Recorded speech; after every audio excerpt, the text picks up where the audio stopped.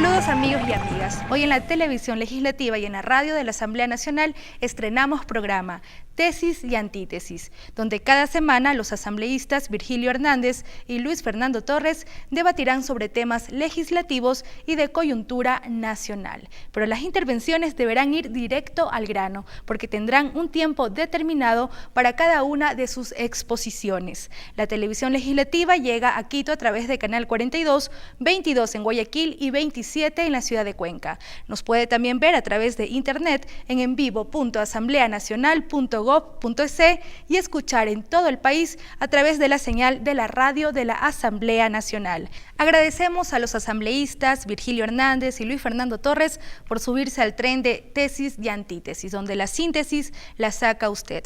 El asambleísta Virgilio Hernández representa a la provincia de Pichincha y milita el movimiento Alianza País. Políticamente se define como una persona de izquierda. ¿Cómo está usted, asambleísta? Bien, un gusto poder participar en este programa. Un gusto también tenerlo aquí. Luis Fernando Torres es asambleísta por la provincia de Tungurahua. Él representa a la Alianza Partido Social Cristiano Cambio y políticamente se identifica como una persona de centro derecha. ¿Cómo está usted? Bien, muchísimas gracias por la invitación. El tema del día de hoy en Tesis y Antítesis tiene que ver con dinero. Vamos a hablar sobre inversión, sobre deuda, sobre gasto, ya que nuestro tema es el presupuesto para el año 2014. Justamente el 19 de noviembre pasó por debate en la Asamblea Nacional esta proforma enviada por el Ejecutivo. Pero como señala la Constitución, era la Asamblea Nacional quien debía analizarla y debatirla. Finalmente fue aprobada y remitida al Ejecutivo con algunas recomendaciones. Para entrar en calor, vamos a ver el siguiente video. La proforma del presupuesto general del Estado del año 2014 asciende a 34.300 millones de dólares, basado en los siguientes supuestos macroeconómicos. El precio del barril del crudo se estima en 86.4 dólares, el crecimiento del Producto Interno Bruto entre 4.5% y 5.1% y la inflación en el 3.20%.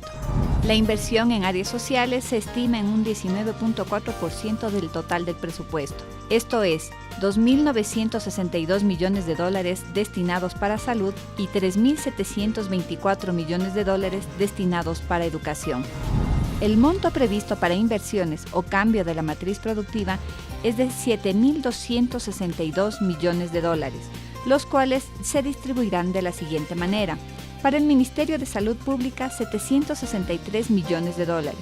Para el Ministerio de Educación, 697 millones de dólares. Para el Ministerio de Transporte y Obras Públicas, 1.284 millones de dólares. Y para el Ministerio de Electricidad y Energía Renovable, 1.136 millones de dólares. El modelo de equidad territorial.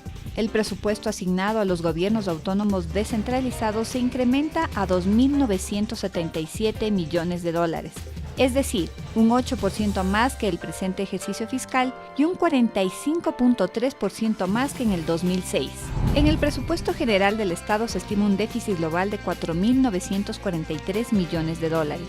En tanto, el precio del barril del petróleo tiende a la baja. Actualmente se cotiza en 85.7 dólares.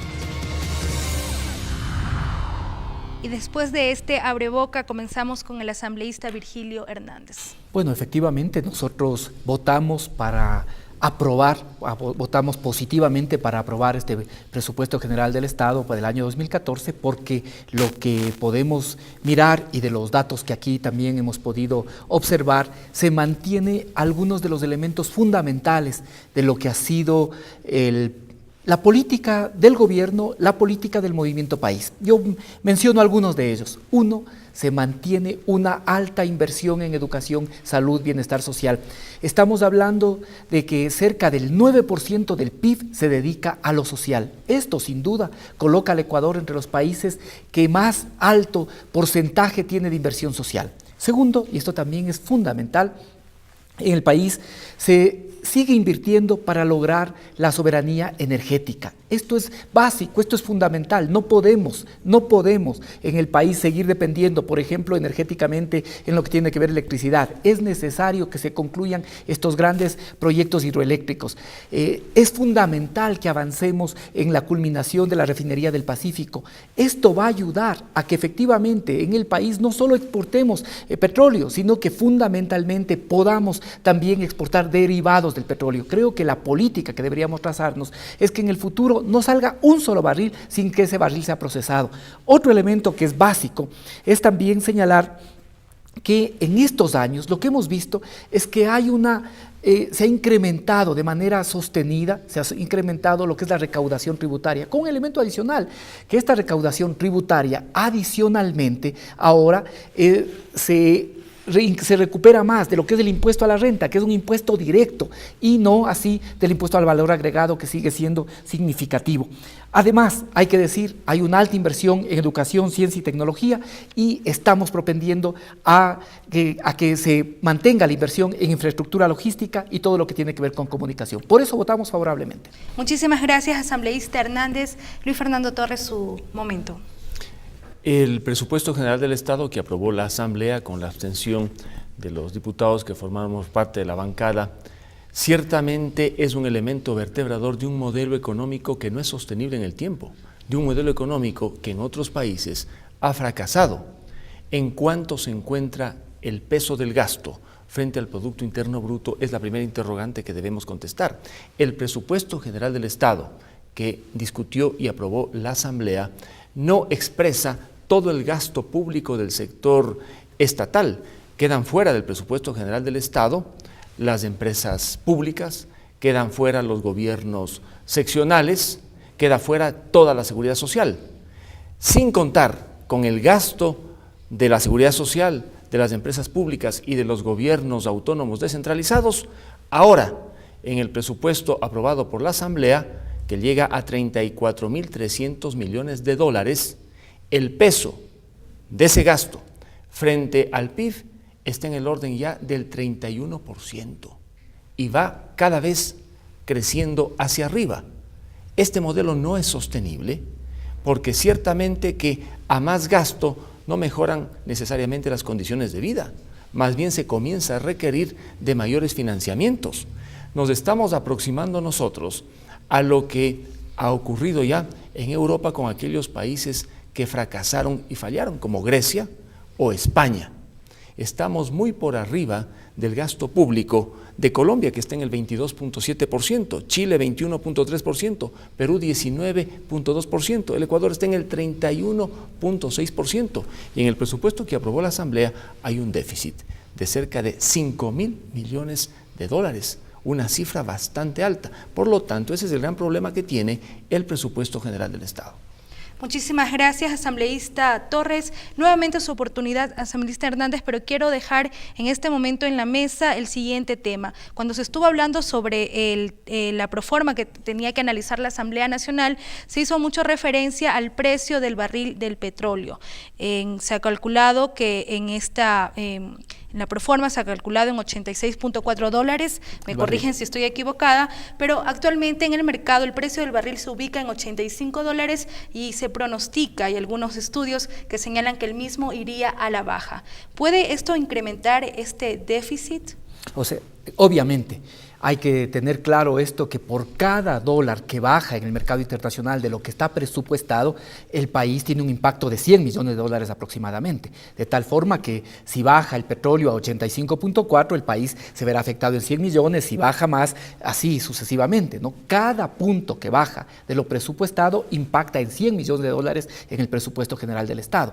Pero para este tema creo que es importante mirar las consideraciones que también se ha realizado en el Ministerio.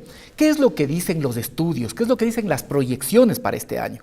Que básicamente tendremos un barril de petróleo que esté por debajo de los $100, va a estar por debajo, a diferencia de lo que ha pasado en años anteriores, pero al mismo tiempo va a estar por encima de los 80, de tal manera que se ha estimado que un precio adecuado puede ser 86.4. Es más, creemos que es un precio prudente y que además tiene que considerarse lo que pase en el año. Hay un tema que es importante referir respecto de lo que dice Luis Fernando. Hay que mirar qué es lo que pasa con los ingresos permanentes y los gastos permanentes. Esto es una cosa importante. Expliquemos ¿sí? qué son los ingresos Aquellos permanentes. que el país recibe de manera permanente, que no depende, por ejemplo, del barril del precio de petróleo. ¿sí? Entonces, los ingresos permanentes en el país, en este momento en la Proforma se ha planteado que serán aproximadamente 23.200 millones de dólares, mientras que los gastos permanentes, en el cual está el principal rubro es el pago, es más o menos 20.670. Es decir, que el país, si el Ecuador decidiría que no vamos a hacer nada, sino solo a sobrevivir, nos alcanzaría con los ingresos permanentes a cubrir, a pagar los gastos permanentes. Igual que una familia. Si una familia decide realizar un emprendimiento, tiene que endeudarse. Si decide comprar una casa, tiene que endeudarse. Aquí también. No, el problema no solo no es endeudarse, el problema es para qué se utiliza la deuda. Ese es un elemento fundamental que quizá podamos discutir luego. Asambleísta Torres. Hay una regla macrofiscal que debe cumplirse según el Código de las Finanzas Públicas y se cumple en el presupuesto. Esto es que los ingresos permanentes financien gastos permanentes. Allí no hay problema. El problema se presenta con los gastos no permanentes y los ingresos no permanentes. Si en conjunto sumamos los unos y los otros, vamos a encontrar que los ingresos en general bajan en 1.8% en comparación a los ingresos del año 2013 y los gastos suben en cerca de 10.50%. En otras palabras, 9 veces más se va a gastar de aquello que se tiene efectivamente por ingresos. Frente a ello, debemos estar preocupados, a tal punto que existe un déficit de cerca de 5.000 millones de dólares. ¿Que es fácil financiar el déficit? Sí, se hacen menos obras, baja el gasto en inversión y se compensa.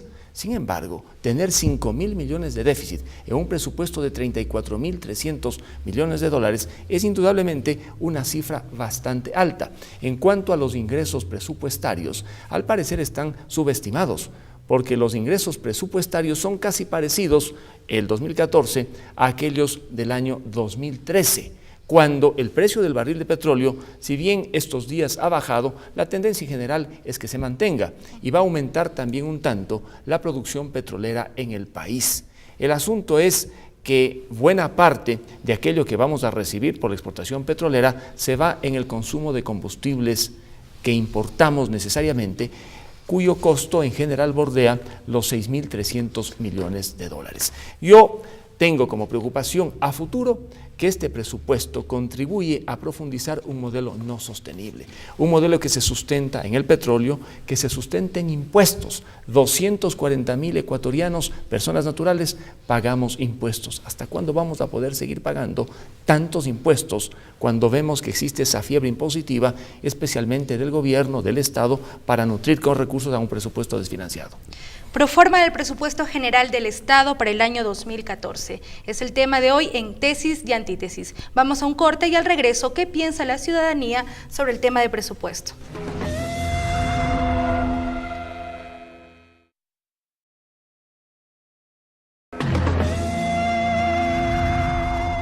Hay que saludar también a la radio. Estamos en Tesis y Antítesis a través de la televisión legislativa y la radio de la Asamblea Nacional y también en internet en envivo.asambleanacional.gov.es. El tema de hoy, la proforma para el Presupuesto General del Estado 2014. Para continuar con el debate legislativo vamos a escuchar y ver lo que dice la ciudadanía respecto al presupuesto. Para esto el equipo de producción de Tesis y Antítesis se trasladó a los exteriores del Servicio de Rentas Internas. La educación sobre todo, que es lo primordial para poder aplicar en todas las otras cosas. Con educación desde las bases todo tendremos todo lo que sigue: educación, salud, vivienda. Se ve obras, se ve avances en este último periodo. Por donde quiera que vayamos se ve obras ya que sí están aplicando y destinando para lo que es. Por ejemplo, pienso que luego de este estudio que hizo el presidente, en donde se dio cuenta de que por ejemplo, los artesanos, las MIPYMES, todos estos nuevos emprendimientos, la ley de economía popular y solidaria, son otro factor que contribuye efectivamente a la economía del país. Pienso que es ahí donde debería invertir mucho más. Yo le diría que deje de invertir tanto en vías con sobreprecios y que invierta en el sector agrícola en el país. Sí se ha invertido algo, pero también se ha malgastado el dinero en las campañas políticas. Ese dinero es del pueblo y los gobiernos deben tener mucho cuidado en gastar ese dinero. Bueno, en educación, en salud. Y bueno, en lo demás, en lo que yo veo, carreteras y todo está perfectamente muy bien. Debería invertir en salud, claro que ya lo ha hecho, pero realmente el presupuesto y la inversión no llega a las personas que lo necesitan en los centros, subcentros de salud. La atención básica debería hacerse allá y el presupuesto también debería hacerse ahí. Lo que debería invertir es una educación que lo está haciendo, pero hay muchas escuelas que están restringidas, por ejemplo en el sur, he visto hay muchas escuelas que están hechas a un lado, entonces sí quisiera que tome más en cuenta las escuelas que están dentro de barrios. No le diría que se cuide de todo lo que haga, no haya problemas de corrupción o alguna, pero de la otra gente, ¿no? Eso. Para mí me parece que en cultura, que se haga realidad la ley de cultura y que la inversión sea desde los más pequeños. Hospitales públicos, personal médico, del que sea cada vez más experto en todas esas, porque hay, como digo, vuelvo a decir, muchas personas pobres que no tienen salud.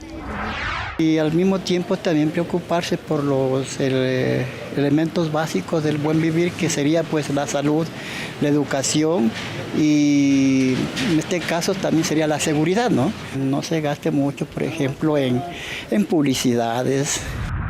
Estuvieron allí las opiniones de la ciudadanía. Justamente estas opiniones se recogieron en los exteriores del Servicio de Rentas Internas y han puesto varios temas los ciudadanos y las ciudadanas consultadas, sobre todo en qué ellos consideran se debería invertir. Comencemos con usted. A ver, pero lo que dice la ciudadanía creo que es lo que todos sentimos. Efectivamente, nadie, absolutamente nadie puede desconocer los cambios significativos en educación, salud, bienestar social. Nadie puede desconocer.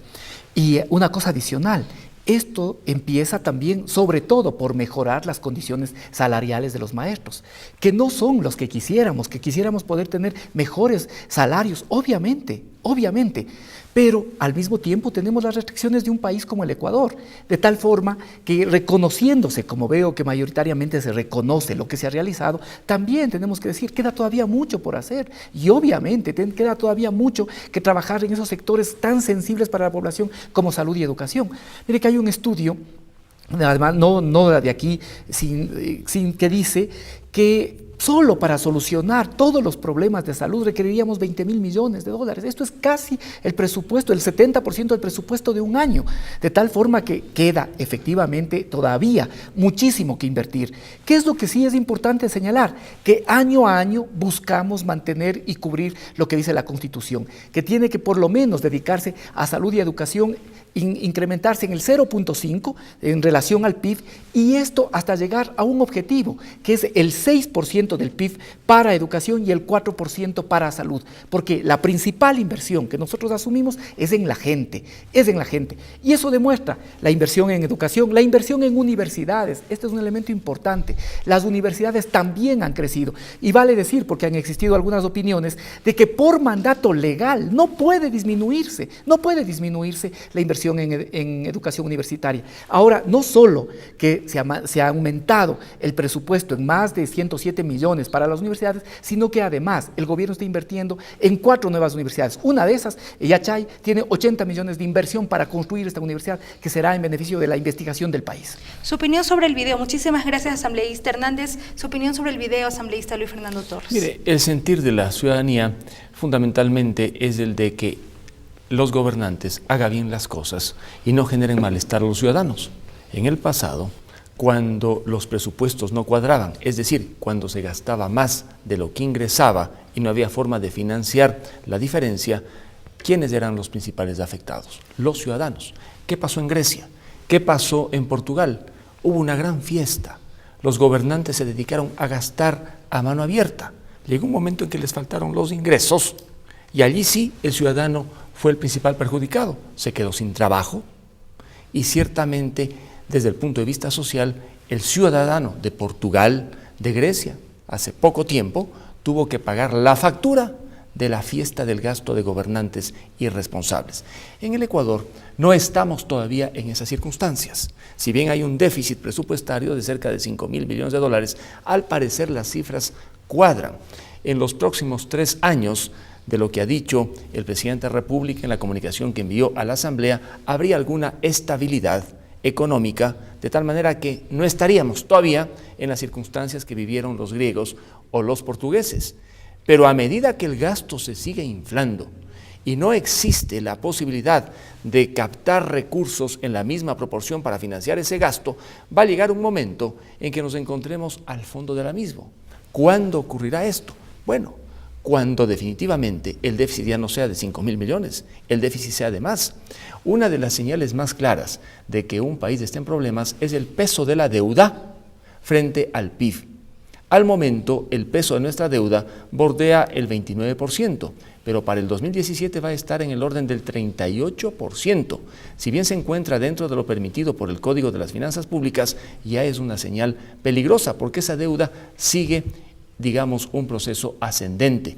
Cuando quebró Portugal, cuando quebró Grecia, el peso de la deuda estuvo en cerca del 45% en unos casos y en otros del 38-39%. Muchas gracias, asambleísta. Llegó el momento de, me gustaría ir haciendo algunas preguntas de acuerdo también a lo que ustedes han ido diciendo. Usted se refirió a un tema muy sensible, asambleísta Hernández, que tiene que ver con el tema de salarios. Esta demanda que existe por parte de algunos profesionales públicos, como son los maestros, de que existe todavía una deuda con el tema de salarios, sobre todo porque no se ha hecho una categorización nueva que vaya más de acorde a lo que se demanda. ¿Qué responder a las personas que están exigiendo que se revise el tema de salarios? Mire, lo que ya hemos señalado, nosotros hemos realizado una inversión, porque para nosotros es una inversión significativa en lo que son sueldos y salarios del sector público, pero obviamente que quisiéramos tener maestros lo mejor pagados y estamos insatisfechos a pesar de los grandes esfuerzos que se han realizado con lo que ahora se les paga. Pero es necesario pensar y ver en su globalidad, este presupuesto, en su globalidad, qué es lo que sí estamos sosteniendo y qué sí se puede ver ahora. Que básicamente hay un esfuerzo en el país para lograr, y esto es lo importante reiterar, en una política de ciencia y tecnología y de educación superior. Y esto es básico, porque si logramos que en el país se investigue más, si logramos que en el país pueda producirse conocimiento, también estamos augurando el cambio, eso es contribuir de manera certera en el cambio de la matriz productiva. Solo investigando, solo produciendo conocimiento. Y ahí lo que no podemos también dejar de ver es no solo el apoyo a las universidades, sino adicionalmente lo que se hace ahora con el proyecto Yachay, que es lo que se busca, es una universidad de ciencia y tecnología, lo que se hace con UNAE, lo que se hace con IQIAM, lo que se hace con la Universidad de las Artes. Se mencionaba, alguien mencionaba en el video, por ejemplo, el tema de la cultura. No es posible que en un país como el Ecuador, rico en manifestaciones culturales, apenas el 1% de nuestro PIB sea de la industria cultural. Es necesario invertir mucho más aún en todo lo que tiene que ver con el tema de la cultura. Es necesario darle fuerza a eso y por eso en el presupuesto de este año, no dependiendo del presupuesto de las universidades, se incluye los presupuestos para estas 4 universidades que son un aporte fundamental para el desarrollo de la ciencia, la tecnología, la cultura y para que el Ecuador paulatinamente también tenga las bases para el cambio de la matriz productiva. Antes de dar paso e ir con el asambleísta Luis Fernando Torres, me gustaría citar a mi mamá. Mi mamá tiene 2 frases que siempre nos repite. La una es que si uno no se endeuda no llega a tener nada. Pero la segunda es hay que taparse hasta donde den las cobijas. Y con esta frase quiero ir al tema de deuda, cómo nos estamos endeudando y con quién nos estamos endeudando. Algo que le dejo planteado para pensarlo, para que lo esté ahí procesando, le estoy anticipando, pero antes vamos a ir con el asambleísta Luis Fernando Torres, quien usted habla del déficit, está haciendo hincapié en el tema del déficit que por el momento se mantiene como en los límites establecidos, o sea, está normal. Sin embargo, la preocupación es que este presupuesto no llegue a ser sostenible con el tiempo. ¿Qué puede proponer usted para efectivamente acortar esa brecha, hacerlo más pequeño ese déficit? ¿Qué se debe recortar? Mire, ¿qué llama la atención en el presupuesto general del Estado? Que cerca de 450.000 ecuatorianos que trabajan en el sector público viven y se financian con los ingresos totales provenientes de impuestos a la renta y del impuesto al valor agregado. Imagínese usted, todo lo que recaude el Estado por impuesto a la renta e impuesto al valor agregado va a financiar los sueldos de 450.000 ecuatorianos. ¿Está bien o está mal? Está bien para los 450.000 ecuatorianos, pero ello nos permite ver que efectivamente un ingreso permanente tan importante como el tributario, que tiene un peso del 55% en los ingresos del presupuesto general del Estado, simplemente sirve para sueldos y salarios del 3.5% de la población ecuatoriana. ¿Qué sería lo ideal? Que se financien esos sueldos con un porcentaje indudablemente menor. ¿Que los sueldos han aumentado en el sector público? Sí, y en buena hora. El gran problema es cómo se financian esos incrementos, hasta cuándo van a ser sostenibles. En el sector privado, una persona no recibe lo mismo que trabaje, por ejemplo, a nivel de secretario o secretaria, que lo que recibe en el sector público. Hay un desbalance y eso distorsiona el funcionamiento finalmente de la economía. En cuanto a los subsidios que bordean los 9.500 millones de dólares, eliminar subsidios, bueno, algunos economistas dicen sí, que se elimine de un día para el otro el subsidio a los combustibles. No es así, eso sí es difícil, pero sí se puede lograr que los subsidios estén debidamente focalizados, que sean subsidios específicos donde se pueda medir el beneficio directo de aquel que es receptor del subsidio.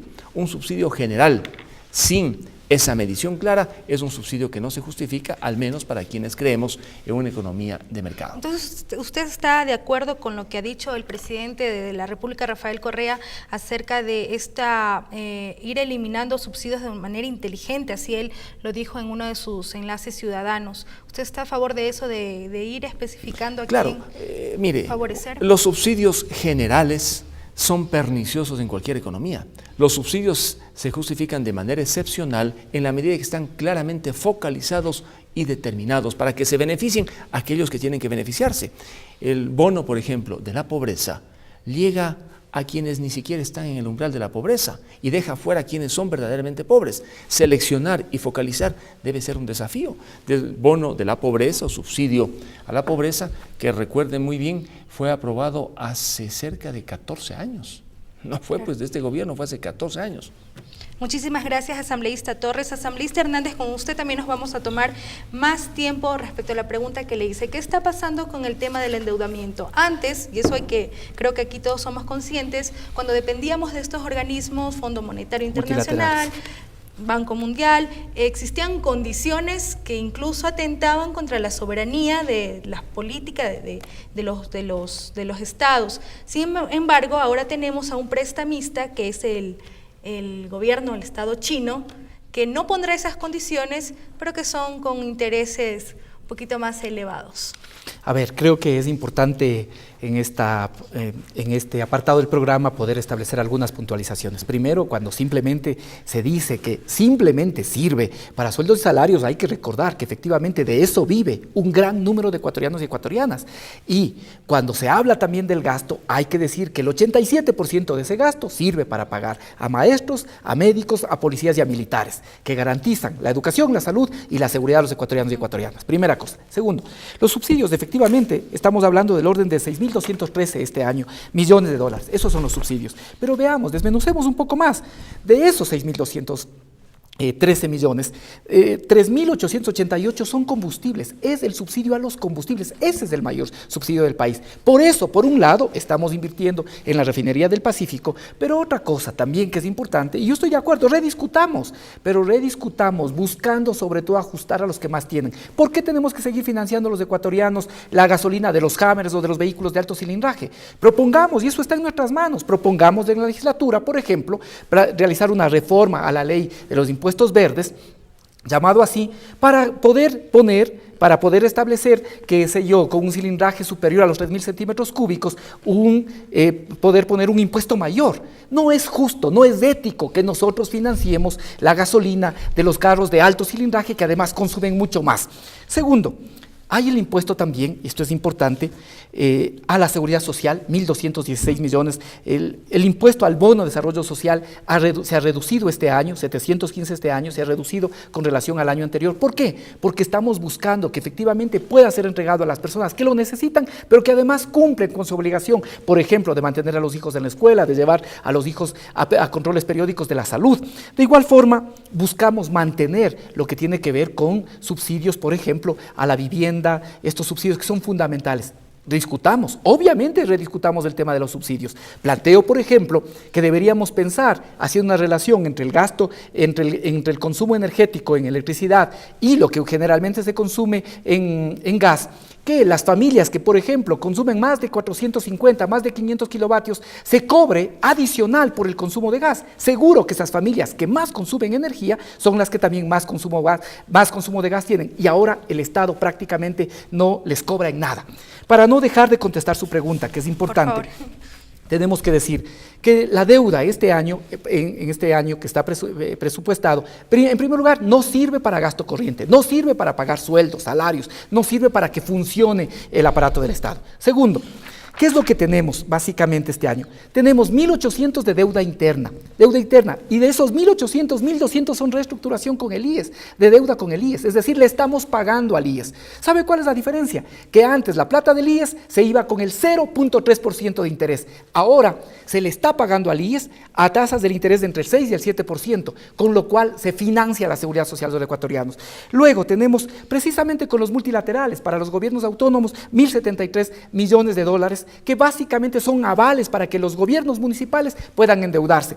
Tenemos efectivamente aproximadamente 4.600 millones, y esos millones, la mitad de eso es deuda que ya está contratada y la otra que está por contratarse con el gobierno de China, con el gobierno de Rusia, con el gobierno de Brasil. ¿Cuál es lo importante? Y con esto concluyo, señalar que efectivamente puede tener tasas de interés que van entre el 5 y el 7%, pero ¿qué es lo fundamental? Que los rendimientos que el país va a tener con los grandes proyectos es superior, muchas veces, es mucho, 2 o 3 veces superior a lo que nos cuesta el interés. Por lo tanto, es un buen negocio para el país. Asambleísta Torres.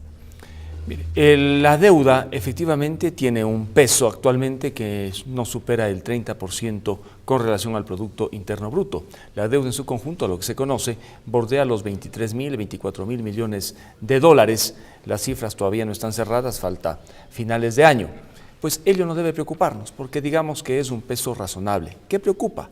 Que hay una tendencia ascendente y que precisamente en el informe de la Comisión de Presupuesto se indicó que para el 2017 el peso de la deuda pasaría del 29% frente al PIB a cerca del 38% y seguirá subiendo. Alguien puede decir, pero es que el 2006 el peso de la deuda era del 35, 36%, ¿qué nos preocupa? Bueno, el hecho de que el Ecuador es un país petrolero y que al crecer la deuda, también crece el servicio de la deuda año a año.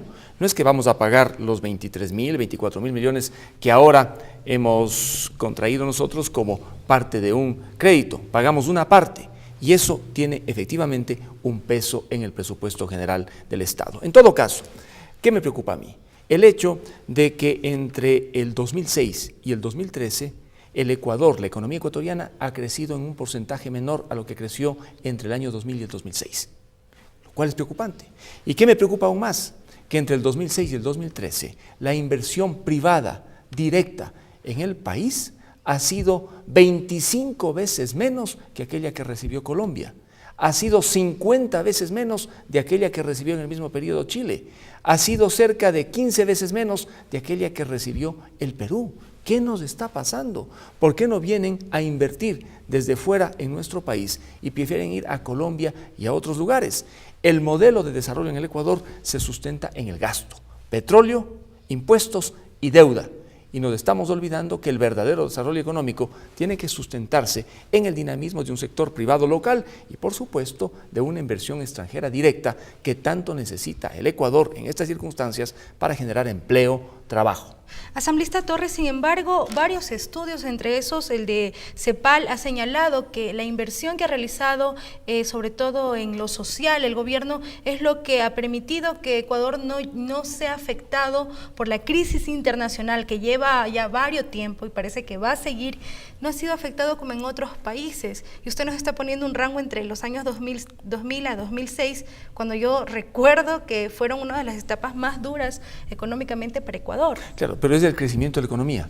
Resulta que entre el 2000 y el 2006 la economía ecuatoriana creció en el 4.8%. Entre el 2006 y el 2013 crece al 4.2%. Precisamente porque el dinamismo de la economía privada estos últimos 6 años no ha sido evidente. Yo no voy a cerrar los ojos y decir que no ha habido inversión en estos últimos 6 años en el ámbito social. Ha existido, así es. Se ve hospitales, se han mejorado escuelas, colegios, habría que evaluar la calidad del gasto, pero ha habido indudablemente una inversión social en ese sentido.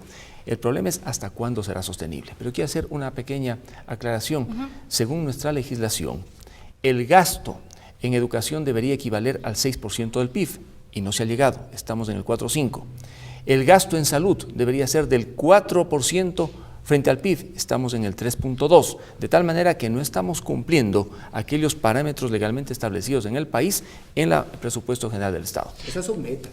Son metas, lo que sí está cumpliendo es el incremento del 0.5. Ahí quedan temas como el de la inversión extranjera directa, el del crecimiento económico, que quizás son materia de otro programa. Ha quedado un tema, como usted muy bien lo señaló, asambleísta, que tiene que ver con el tema de inversiones, que lo ha puesto en la mesa el asambleísta Torres. El de crecimiento económico, que es también un tema interesante, sobre el que hay mucho que decir. Producción debe tomar nota sobre ese tema para un próximo programa. Sin embargo, hemos llegado ya al final. Esta ha sido la primera entrega de Tesis y Antítesis. Ustedes escucharon las exposiciones, escucharon las posturas de dos asambleístas. Permítame, solo una cosa. Claro. Una inversión que se debe hacer con mucha atención es en el tema de la seguridad. No nos olvidemos que la delincuencia internacional y local es la principal amenaza para los ecuatorianos. Además de salud y educación importantes, seguridad es otro tema fundamental. 3 temas hemos sacado entonces. ¿Y otro tema que podemos hablar? 4 temas. Muchísimas gracias por su sintonía. Este programa llega a través de la televisión legislativa y de la radio de la Asamblea Nacional. Tesis y Antítesis. Al final, la síntesis le corresponde a usted.